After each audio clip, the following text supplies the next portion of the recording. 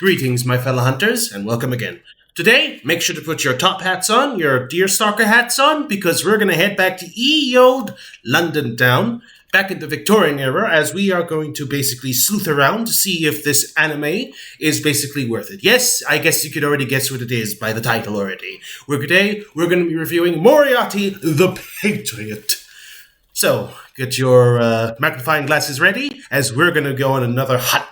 So, what is the story of Moriarty the Patriot? Well, for those who've read Sir Arthur Conan Doyle's books, there are similar elements. However, the story does not follow Sherlock at the beginning. It follows his rival, Professor James Moriarty, as he basically wishes to undo the structure of a corrupt society of upper class and lower class, how the upper class abuse the lower class and treat them like fiddle, and so on and so forth. Basically, a commentary cycle of basically on how the society treats each other. How, as I said, the upper class treats the lower class like garbage and disposable, all the while just pretending to be all hooty-tooty-tooty. Yes, it follows the same patterns as Sir Arthur Conan Doyle's books, but not from Sherlock's perspective, but from Moriarty's perspective, as an interesting twist on this whole situation, because normally you'd follow the hero, but we started following the villain. We do follow Sherlock later in the series, as he basically goes through a few of the crimes that were in the books. So there are a few ideas here and there, nods and pullbacks to the series. So it's all that fantastic, and I think fans of the books or any other Sherlock homies might actually get a kick out of it.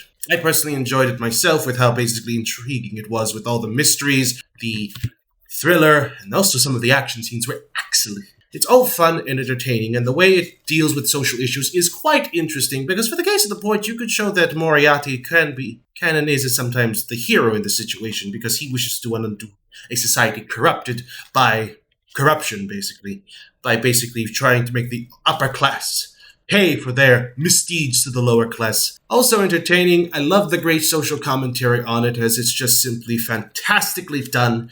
It's all well presented, and you kind of feel like there's more gray to this than originally thought, because, well, yes, Moriarty's a horrible person. In his eyes, he's doing it for a noble cause, per se. In that case, I think I should save that for the characters, but nonetheless, I feel like the story is well executed, well told, and honestly, I think it's a great commentary on a lot of things, even to this day, that still hold up no matter what. So, for the characters, we're only going to be talking about just a handful of them, because to save yours and my time, I'm not going to talk about every single character, because some are big, some are small, but mostly I want to focus on the core characters, because that way we can get a good feeling. So we'll be just talking about James Moriarty and his brothers, Sherlock and Watson, of course. Of course. It can't be a Sherlock series without Sherlock.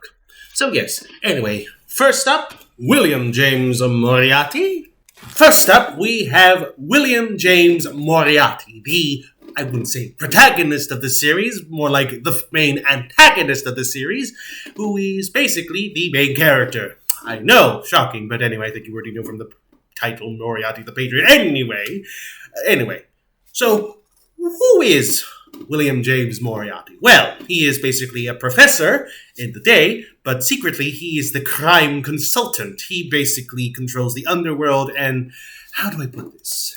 You see, William James Moriarty is kind of sick and tired of how society treats the lower class, because they see them as nothing but as filth and disease and shouldn't be bothered with, as he basically tries to undo the unjust situation that people are in because they were born in said situation. So basically what Moriarty is doing is that he's trying to basically, how do I put this? He basically allows the poor people to get revenge on the rich people who have wronged them. In the case we have seen several times basically done that. It's also interesting, and it's an interesting commentary of how William is, because he sees himself as the righteous hero, a champion for the poor, but we could argue that his actions are immoral because, well, he's killing people, but he could also make the justification that, well, they hurt people, so it's fair that they get their just desserts. It's an interesting dilemma that is also well written thanks to Moriarty's excellent characterization. It's also lovely watching him, honestly. I enjoy every moment of it, and he's also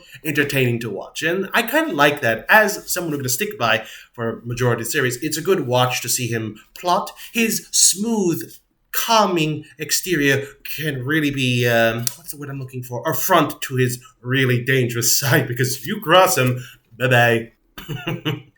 But you could argue that actually makes him even better. He's a complex character, but not complex in a bad way, but complex in a good way. And so that's why I actually enjoy Moriarty quite a lot. Louis James Moriarty, aka Moriarty's younger brother, I'm sorry, I should have said William's younger brother, is basically his loyal right-hand man. Louis has been with him since he was younger, hence they are brothers. And basically, well, I would say that William is the more calm and collective type. Louis tends to be a bit more on the jumpety and more cautious sides, but obvious reasons. He cares about his brother deeply, and he's very much loyal to him. So he wants to protect him from any threats. But sometimes he can jump the gun a bit, and it hasn't caused too much trouble, as he keeps it to himself, but he does have a bad habit of just doing a lot of jumping the shark, per se, because he's worried about certain things. But that doesn't make him bad. It's an interesting dynamic. William's the older, more calm and collective type, while Louis is the more brash and younger type. So it's an interesting dynamic, and it's not well that it's worked that well, but I wish it was a bit more. But overall, those two work very well together. They're very entertaining, and it's just enjoyable to watch them interact, especially to see how much Louis actually loves his older brother, and it's also enjoyable. Albert James Moriarty, the eldest and final Moriarty brothers, and the person I would say is the catalyst/domino effect that started William's downwards towards crime, because you see, in the story, the dear Earl Albert was basically concerned over a hat maker's son who was recently by a you-know-what. So basically, he convinced his brother in order to solve the crimes to try to start a revolution, per se. I had a very hard time distinguishing Albert's personality, but the best I can say, he's a lot like Moriarty in the sense that he's calculative in a lot of ways. He is compassionate, don't get me wrong, he's compassionate and kind, but also calculative and cold. So he's an interesting combination of the two brothers, I'd say. I do find it interesting because he's like, how do I put this? The proverbial third wheel. He, not in the bad sense, as he is the person that started this whole mess, but I feel like as the series went on, his role became less and less significant, and he just became one of Moriarty's, I wouldn't say, but just one of Moriarty's associates, perhaps? That's the best way I can say it without going into any more spoilatories, but besides all my gripes, I think that Albert is also well written, well utilized, and he is serviceable for the series as the catalyst for this whole little adventure. So, in the end, I can't really complain much and say he's an okay character. Now we move on to the main protagonist himself, Sherlock Holmes.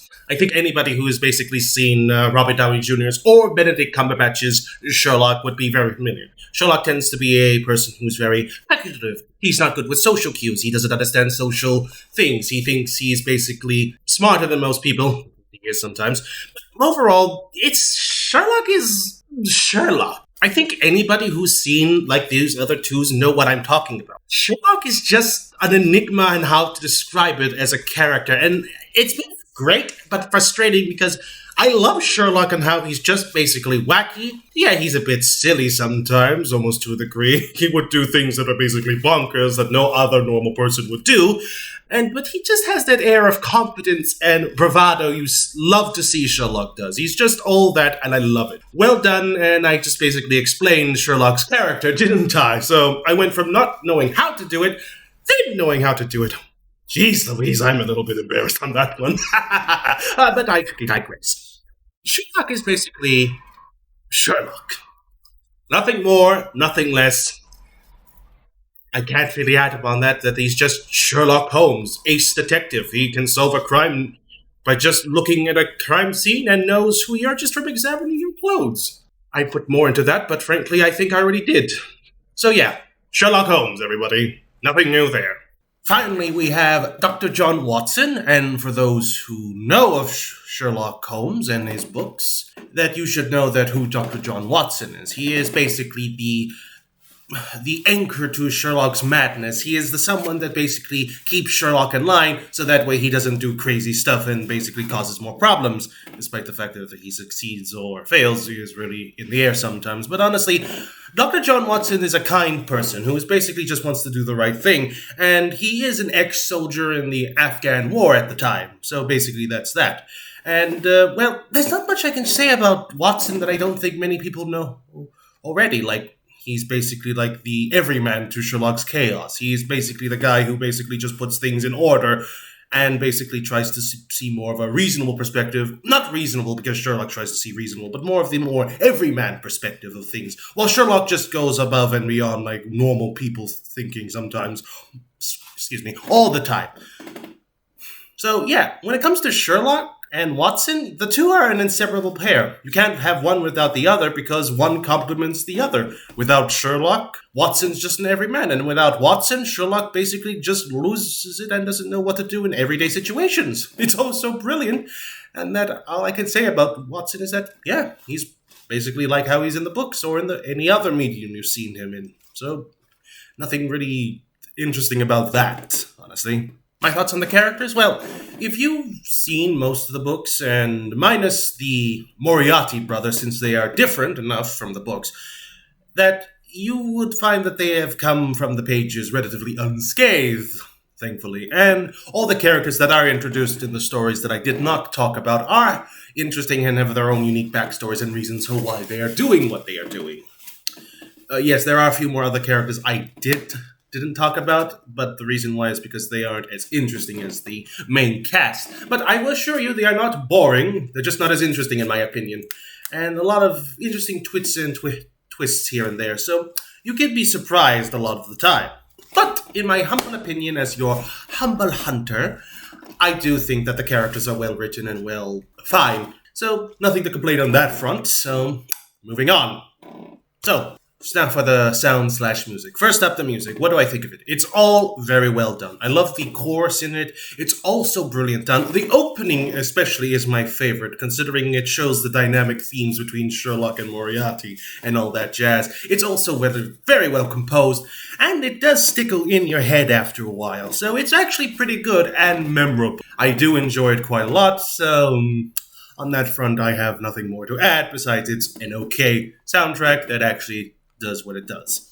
Now, the thing I wanted to talk about the most is, interestingly, the sound and voice acting, and not the Japanese one, but the English dub. And I know what I'm going to get a correspondent say, "Gasp! You listen to the English dub! Heresy!"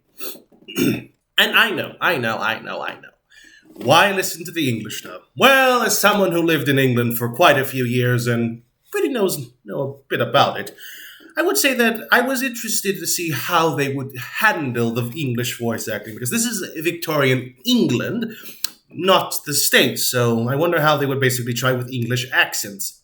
So yes, I was interested in how they would do the English accents, because I was surely tempted they were going to give everybody Cockney accents, despite the fact historically Cockney accents were done by the lower class, not the upper class. So calling an upperclassman a Cockney would have been considered very rude. It was actually a pejorative term meaning lower class, like I said. So my dear heart was worried that they were going to make everybody sound like Cockneys. But, to my pleasant surprise, they didn't. Everybody has a distinct English accent. Very well done, mind you.